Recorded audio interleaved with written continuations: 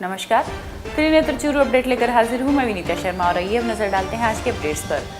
रतनगढ़ नागरिक परिषद के तत्वावधान में मंगलवार को शास्त्री नगर स्थित पौदार पैलेस के प्रांगण में 2 दिवसीय चिकित्सा शिविर का शुभारंभ सांसद राहुल कसवा व विधायक अभिनेश महर्षि ने किया। आयोजित शिविर में पहले दिन कमर दर्द, घुटना दर्द, हाथ दर्द से परेशान 200 रोगियों का उपचार किया गया। इस दौरान उपस्थित लोगों ने सांसद व विधायक के समक्ष शहर में overbridge, railway washing line, platform संख्या 4 को ऊपर उठाने तथा गाड़ियों के विस्तार की मांग की, जिस पर सांसद ने आश्वासन दिया कि जयपुर प्रयागराज ट्रेन को आगामी 10 दिनों में बीकानेर तक बढ़ाने का प्रयास किया जाएगा।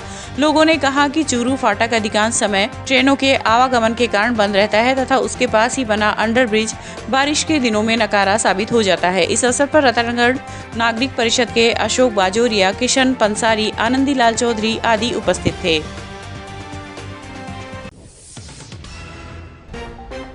चूरू के DEIC केंद्र स्थित अतिरिक्त मुख्य चिकित्सा एवं स्वास्थ्य अधिकारी कार्यालय में आज राष्ट्रीय तंबाकू नियंत्रण कार्यक्रम के तहत जिला स्तरीय कार्यशाला का आयोजन किया गया, जिसमें BCMHO डॉक्टर भंवरलाल सरवा ने तंबाकू विषय पर NTPC कार्यक्रम की जानकारी देते हुए बताया कि हर ब्लॉक पर ज्यादा से ज्यादा आंकड़े एकत्रित करने होंगे। SRKPF NGO प्रतिनिधि राजन चौधरी ने कोटप्पा व काउंसलिंग के बारे में जानकारी दी। NTPC जिला सलाहकार डॉक्टर लाड कंवर ने 100 दिवसीय कार्ययोजना के तहत आने वाली समस्त गतिविधियों की विस्तार पूर्वक जानकारी दी। इस अवसर पर NGO प्रतिनिधि doctor Megha Sharma, doctor Kartik, Covid प्रभारी डॉक्टर एहसान गोरी आदि उपस्थित रहे। अपने मुख्यमंत्री महोदय की बजट घोषणा में जन घोषणा के अनुसार जो 100 दिवसीय कार्य योजना जो टोबैको प्रोग्राम के लिए चलाई जा रही है, उसमें आज ये जिला स्तरीय वर्कशॉप रखी गई है, जिसमें अपने ग्राम पंचायत स्तर पे, आंगनवाड़ी स्तर पे हर जगह ये इसके प्रोग्राम के लिए जन समुदाय को सेंसिटाइज किया जाएगा। और आज ये वर्कशॉप जिला स्तरीय वर्कशॉप रखी गई है। इनमें राज्य स्तरीय, जिला स्तरीय और ब्लॉक स्तरीय सभी अधिकारी उपस्थित हुए हैं, जो अपने 30 अप्रैल को सबसे ज़्यादा चालान काटकर चूरू जिले को फर्स्ट पे लाया जाएगा। इसके लिए ये वर्कशॉप रखी गई है, इसके लिए अपने सेंसिटाइज किया जा रहा है। जो अभी तक चल रहा है उसकी स्थिति है, देख पा रहे होंगे आप 2.8% पीपुल है जो अभी तक सर्वेट किए गए हैं टोटल आउट ऑफ जितने आपके पॉपुलेशन है उसमें से। साथ ही 1119 जो है वो टोबैको कंज्यूम कर रहे हैं, साथ ही अल्कोहल 348 इसमें लाइन लिस्ट है। जो ये वही डेटा है जो ANM और आशा ने रिपोर्ट किया है अभी तक, इसके अलावा कोई डेटा नहीं है। ये वही डेटा है जो मैं आपको शो कर रहा हूँ। ये ब्लॉक वाइज डेटा है जो आप डैशबोर्ड के थ्रू रिपोर्ट जो आती है उनसे भी कलेक्ट कर पाएंगे और अपने अपने ब्लॉक की प्रोग्रेस देख पाएंगे। सरदारशहर जलदाय विभाग के एक्सीएन गोविंद प्रसाद जांगिड़ के खिलाफ गांधी चौक पर चल रहा धरना आज 8वें दिन एक्सीएन के निलंबन के बाद समाप्त हो गया। आज नायब तहसीलदार प्रहलाद राय पारिक ने धरने पर बैठे लोगों से चर्चा कर धरना समाप्त करवाया। एक्सीएन गोविंद प्रसाद शर्मा के खिलाफ दुर्व्यवहार को लेकर पिछले 8 दिनों से गांधी चौक पर धरना चल रहा था। जन स्वास्थ्य अभियांत्रिक विभाग के संयुक्त शासन सचिव पुष्पा सत्यानी ने मंगलवार को आदेश जारी कर शर्मा को निलंबित किया। इस मौके पर चीता सेना के प्रमुख ओमकार वाली, पालिका में उप नेता मदन ओझा, महावीर कड़वासरा आदि उपस्थित थे। SDM साहब ने मुझे निर्देश दिए थे कि राज्य सरकार ने धरनार्थियों की मांग स्वीकार कर ली है, आप धरना स्थल पर जाएं और धरनार्थियों को राज्य सरकार के आदेश के बारे में अवगत करवाएं। मैंने यहाँ पर इनको आकर राज्य सरकार के निर्णय से अवगत करवाया, तो इन्होंने अपना धरना तुरंत समाप्त करने की घोषणा कर दी है। रखी थी PhD के जो अभियंता थे वो निलंबित करने की, वो हमारी मांग राज्य सरकार ने मांग ली है, तो उसके लिए हम राज्य सरकार का बहुत बहुत धन्यवाद करते हैं। और अभी हमारा जो धरना चल रहा था उसको आज हम समाप्त करते हैं। सरदारशहर में PhD के अधिशासी अभियंता के खिलाफ 4 अप्रैल से जो सरदारशहर की आम जनता ओमकार जी वाली के नेतृत्व में गांधी चौक में धरने पर बैठी थी, उसका धरने का आज पटाक्षेप हो गया है और राज्य सरकार ने अधिशासी अभियंता गोविंद जांगिड़ को कल शाम को बर्खास्त कर दिया है। इसलिए आज का ये धरना समाप्त कर दिया है और ये राज्य सरकार का सराहनीय कदम है कि ऐसे नकारा निकृष्ट अधिकारी को इतने समय तक कुर्सी पर रहने का अधिकार ही नहीं था, लेकिन देर आए दुरुस्त आए, उसको सस्पेंड करके इस शहर की जनता को बहुत बड़ी रिलीफ दी है। डॉक्टर भीमराव अंबेडकर की 131वीं जयंती पर गुरुवार को विभिन्न कार्यक्रमों का आयोजन किया जाएगा। कार्यक्रम संयोजक वेद प्रकाश पवार ने बताया कि 14 अप्रैल को रतनगढ़ स्थित प्रकाश पाठशाला से रामचंद्र पार्क होते हुए टाउन हॉल तक रैली निकाली जाएगी, जिसमें ऊंट, कच्छी घोड़ी, डीजे, बैंड बाजे, घुड़सवार सहित कई आकर्षक झांकियां भी सजाई जाएगी। इसके पश्चात टाउन हॉल में कार्यक्रम का आयोजन होगा। समारोह को लेकर आयोजन समिति के श्रवण सोडा, झाबरमल, जगदीश भाटी आदि कार्यकर्ता जुटे हुए हैं। संविधान निर्माता बाबा साहब की 131वीं जयंती को लेकर आज आवश्यक बैठक का आयोजन किया गया, जिसमें तमाम साथियों को जिम्मेवारियां सौंपी गई और कल प्रकाश उच्च माध्यमिक विद्यालय से भव्य रैली घंटाघर अशोक स्तंभ होते हुए नगर पालिका टाउन हॉल पहुंचेगी, जिसमें कच्ची घोड़ी, डीजे, बैंड बाजे के साथ भव्य रैली निकाली जाएगी और बाबा साहब की 131वीं जयंती बड़े ही धूमधाम के साथ मनाई जाएगी। और इसको लेकर ही आज सभी साथियों ने विचार विमर्श किया गया और सभी को जिम्मेवारियां सौंपी गई। जिला कलेक्ट्रेट में आज जन कल्याण मंच आरटीआई के पदाधिकारियों ने मुख्यमंत्री के नाम जिला कलेक्टर को एक ज्ञापन सौंपा। आरटीआई के जिला अध्यक्ष रतनलाल जांगीर ने बताया कि चूरू नगर परिषद द्वारा अतिक्रमणों और भूमाफियाओं का संरक्षण किया जा रहा है। शहर की हेरिटेज हवेलियां, छतरियां आदि को भूमाफियाओं द्वारा तोड़कर खुर्द-बुर्द किया जा रहा है और नगर परिषद द्वारा कोई कार्रवाई नहीं करना, इससे बड़ी दुर्भाग्य की कोई बात हो ही नहीं सकती। शहर में आम रास्तों पर अतिक्रमण हो रहे हैं। जनता की शिकायत पर व उच्च अधिकारियों के आदेश पर मौका नक्शा रिपोर्ट बनाकर नोटिस निकाल दिए जाते हैं और फिर भी कोई कार्रवाई नहीं होती। इस मौके पर आरटीआई के योगेंद्र कुमार, प्रभु जांगीर, नथुराम मेघवाल आदि मौजूद रहे। की विधि विरुद्ध कार्यों के विरुद्ध कलेक्टर साहब को ज्ञापन देने आए हैं। शहर में रिटेज हवेलियाँ, छतरियाँ टूट रही है और नगर परिषद कोई एक्शन नहीं ले रहे हैं। अवैध वाणिज्यिक निर्माण हो रहे हैं रोडों के साइड में।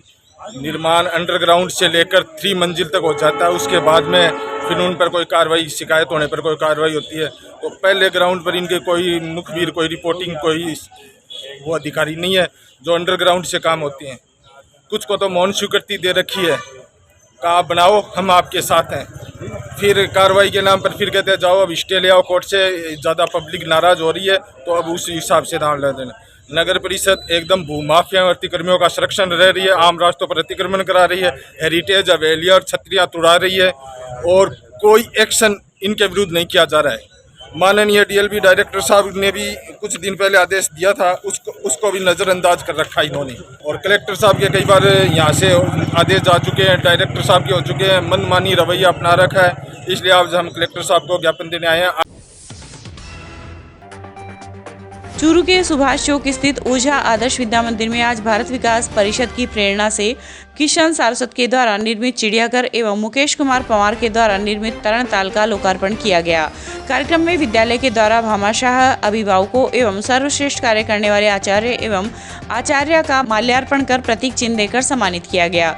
इस अवसर पर प्रधानाचार्य विक्रम नाथावत, आदर्श शिक्षण संस्थान के अध्यक्ष मदन लाल प्रजापत, संस्थान के जिला व्यवस्थापक ओम प्रकाश गोस्वामी आदि उपस्थित रहे।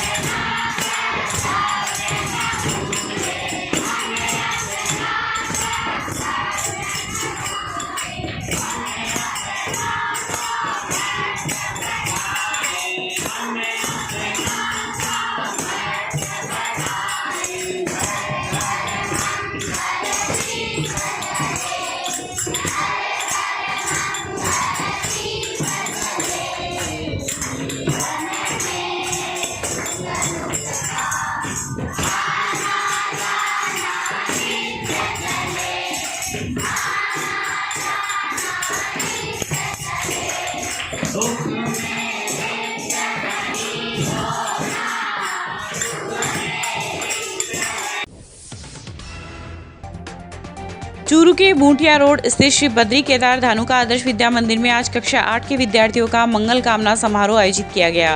प्रचार प्रमुख बाबूलाल प्रजापत ने बताया कि कार्यक्रम में स्थानीय प्रबंध समिति के सदस्य रामगोपाल शर्मा, जगदीश नायक, विद्यालय के सह व्यवस्थापक मुकेश प्रजापत आदि ने उपस्थित रहकर विद्यार्थियों को परीक्षा में अच्छी सफलता प्राप्त करने के टिप्स बताए तथा उनके उज्जवल भविष्य की कामना की।